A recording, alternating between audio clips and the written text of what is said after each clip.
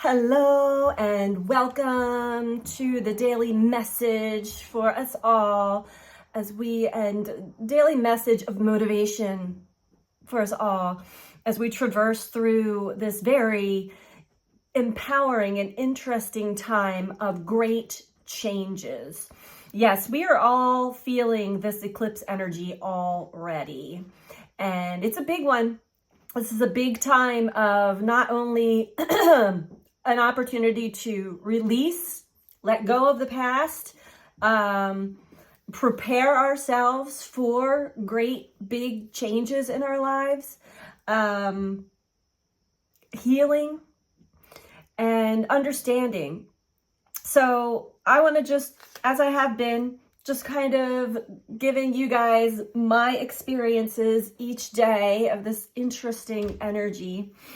And I just actually realized this morning that Mars in Cancer is in a square and it's getting tighter to the nodes of the moon. And whenever a planet squares the nodes of the moon, this is us going back into the south node, going back into our past and our past versions of ourselves, things that we had skipped over. It is in evolutionary astrology known as skipped steps.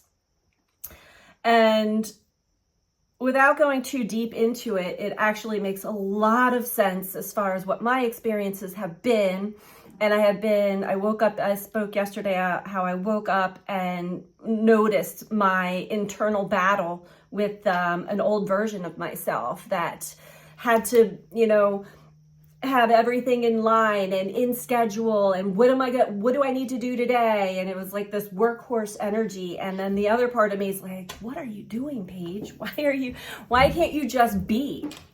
So there's definitely that energy had been in operation, even more so because more opportunities have been coming my way, which opened up more responsibility, but more so scheduling, man-made time and dates. And that brought a lot of tension internally. And I'll tell you about my experiences yesterday, which really were quite profoundly interesting for me. I had some weird things happen. First, I went on a walk in the morning, and I was contemplating, I was asking, why is this, I see, still my fear, my mindset stuck in an old version, in the status quo, in the mundane, and that this ego part of me fears that if I put all my faith and trust into the unknown, that something bad is going to happen, or I had this actually come to me this morning. I'm going to be in trouble. It's almost like my inner child is afraid of breaking free. So that was interesting. And then a friend of mine popped into my mind, and I look down, look down, because I was looking up as I was walking. I looked down, and right in my path, I'll actually show you.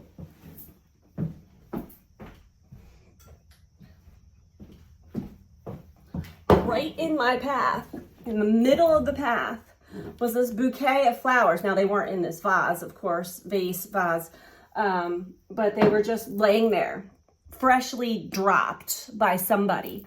Nobody's around. So of course I picked them up, and I'm walking, and I started to receive more messages of inspiration and comfort as I'm holding these flowers walking. And everybody I passed by was like very friendly and, smiling. And it really brought me out of whatever kind of strange shell, a protective shell that I felt like I needed to be in before that. So that opened me up. And then I go to the grocery store after that, and I'm in the self-checkout, and there's 6 other self-checkout that were all occupied. It was pretty busy. And the second to last item had no thing to scan. So the lady had to help me and take it back to get a price check. And so my thing is blinking and the computer's going, please wait. Help is on the way. Help is on the way.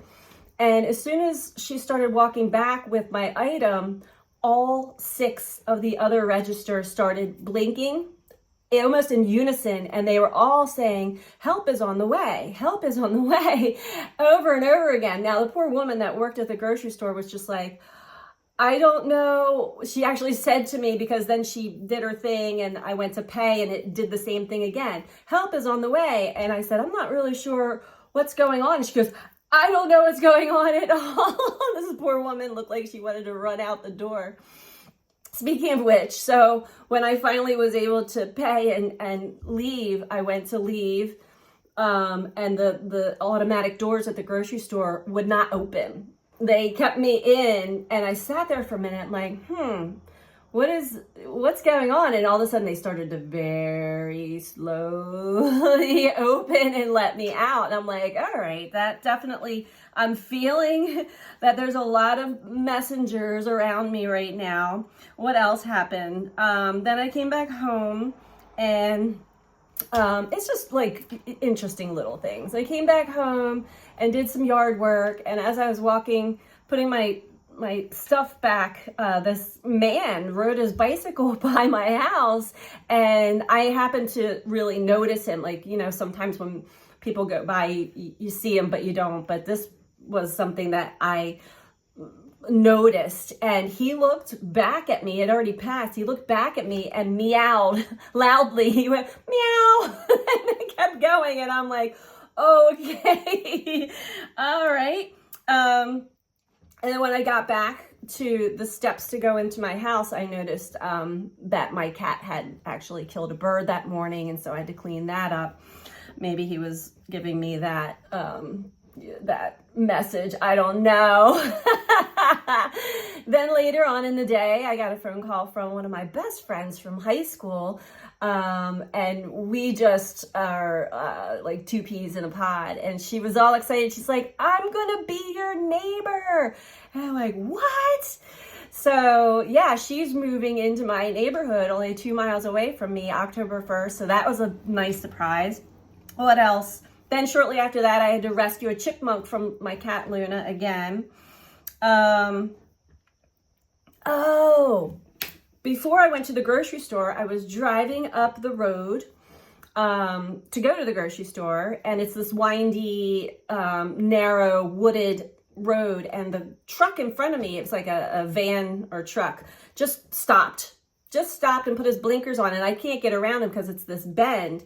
And the truck is Mosquito Joe. So I know that they spray pesticides, which is like, you know, I'm completely against that. But the guy gets out of his truck, and I'm like thinking, all right, I'm going to let you do whatever you got to do. And I noticed that what he was going to was the house had a big flag and a huge sign that said ceasefire with a child in the middle. And he was taking a picture, and then he went and like touched it, and he was having a moment with this ceasefire, and that just suddenly my opinion of Mosquito Joe went out the window, and I'm like, oh, you know, I felt him big time. There's been a lot of owls. I know somebody had mentioned, I'm sorry, I forget who it was now, but I've had 2 owls in the tree that overhangs my house this whole week, every night. And okay, so here's the big one. I sat at night and decided I want more. I'm really asking my spirit guides, please, I need more interaction with you. Can you like show me yourself, or give me some kind of sign that you're right here? I'd like to know your names if possible. And as soon as I put that out there, my power went out in my house. We had no storms. There's no reason for the power to go out. And so I sat in the dark for a while. I'm like, okay. So I sat there for a while, and the messages I received are, you know us, and you're almost there. You're almost there as far as whatever great change is coming. There's been a lot of faith and trust in this realm, in the spirit realm, that I'm being asked to really surrender to. And I'm being shown right now with my anxiety about time and dates and schedules, because the spirit world does not work that way. And I know this to be true. And so they were asking me to pay attention to my energy, how it changes when I'm in a different mode of operation, as far as planning things, trying to make things happen, schedules and time, that completely changes my energy. When you're working with the spirit world, it is very calm. It is very warm. You lose track of time, but that's okay, because they are directing and guiding us. And it was a remembrance. This is what I skipped over. I operated this way for the very beginning stages because I had to. I was going through a huge life shift, which I'm hearing right now. Many of you are, where I was leaving everything behind and putting all my faith and trust in the spirit guides that were talking to me and showing themselves to me. And I lived that way religiously, and I don't mean like in a religion, but like faithfully for a good chunk of time. And then, you know, as cycles come by, another cycle whirlwind came through, and my fear of money and safety and security crept back up, and I found myself operating kind of in both worlds. So they are showing me and helping me remember my connection to the spirit world, and how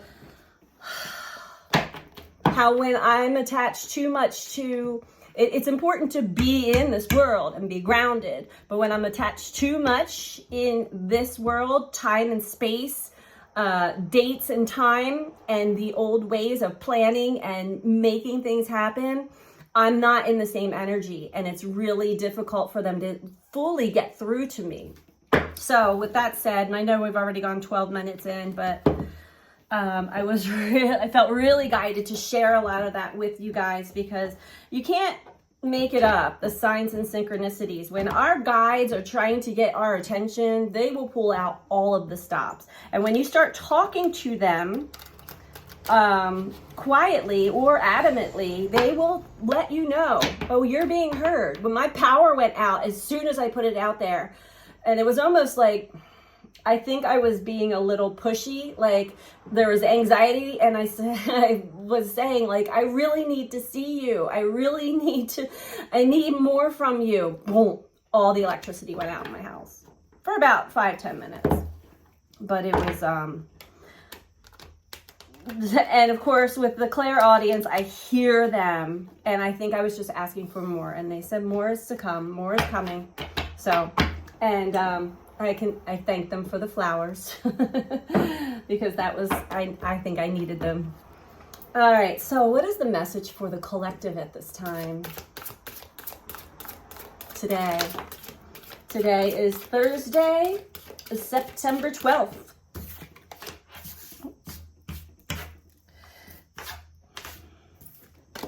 We have that Tasmanian devil, 5 of Wands.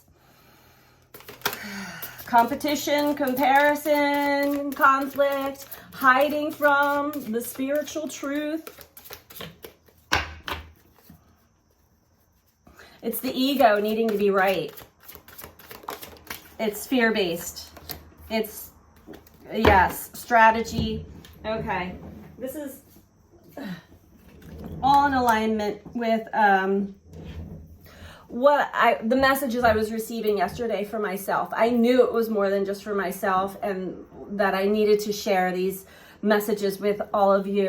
And I'd love to hear your experiences and the messages that you're receiving too, because many of us have been, let's just say, I'm calling it boot camp, being prepped for mediumship, for deeper connection with the spirit world. And we really have to release and let go of all of our past ways, which is important. That's why we're going through these cycles, slowly but surely, of stripping away, going back, remembering things that have been hidden within, facing our fears.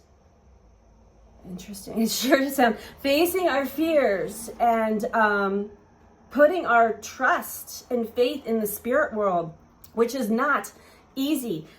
It's easy when they're like rocking your world in front of you, like, here we are, here we are. Then you're like, wow. But we kind of wake up, go to sleep, wake up, go to sleep, through different aspects of life. And for me, it is that safety. It's that root chakra, that safety and security. And am I going to be okay? Are you going to help me stay afloat? And the answer is yes. But the Five of Wands, that's conflict, inner conflict, conflict with the spirit world, conflict between the two parts of ourselves. I'm hearing again, the ego mind and the higher mind, hiding.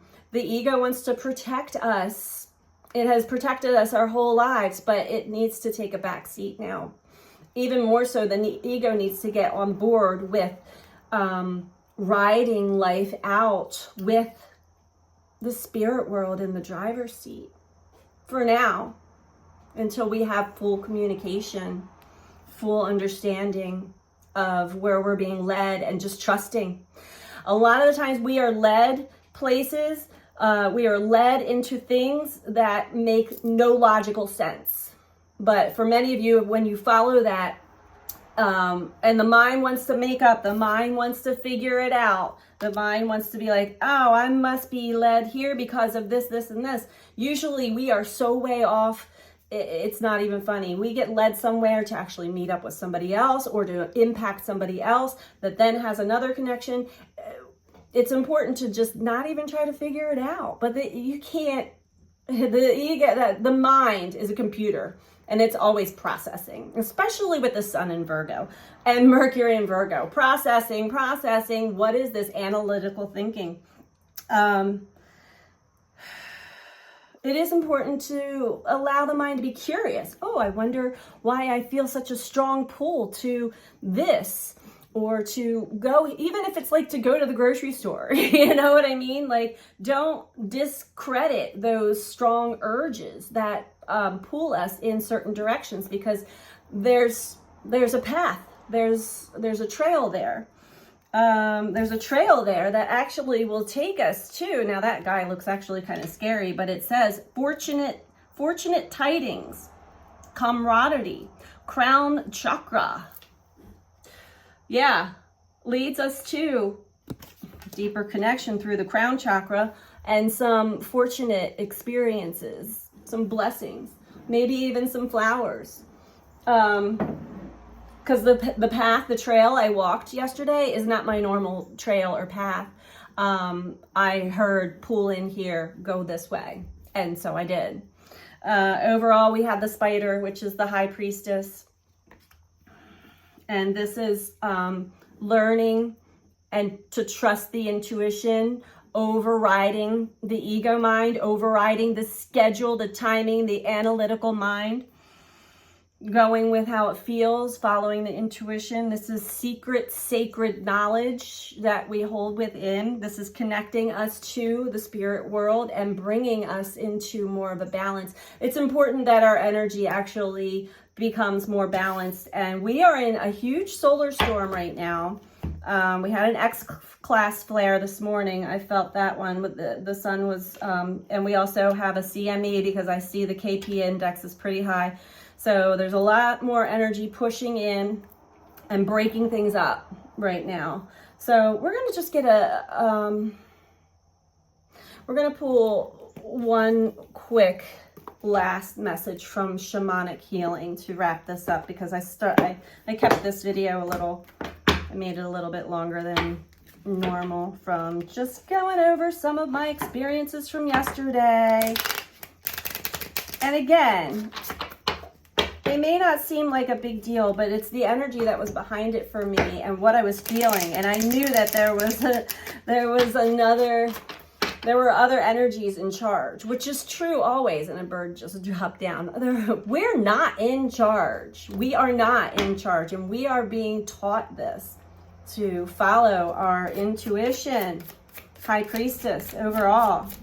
Now the ego mind, the protector, is going to fight that.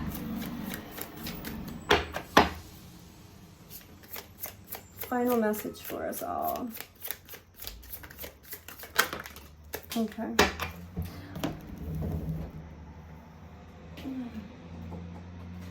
And I'm doing this message because, and maybe I will go live this evening because I am traveling over the weekend. I'm going up to the mountains to see my grandson. But I feel like it's really important to keep the lines of communication open, as I'm receiving a lot right now. We have burden. That burden. It's been heavy all week long. And I've been pulling the cards of the 10 of Wands. So let's get this final piece of advice for us all. Many times we take on the stress of those we love and care for. We see it as the ultimate sacrifice. We take on others' burdens to save them the trouble or heartache. Ironically, the way energy in the universe works makes this a very counterproductive way of operating.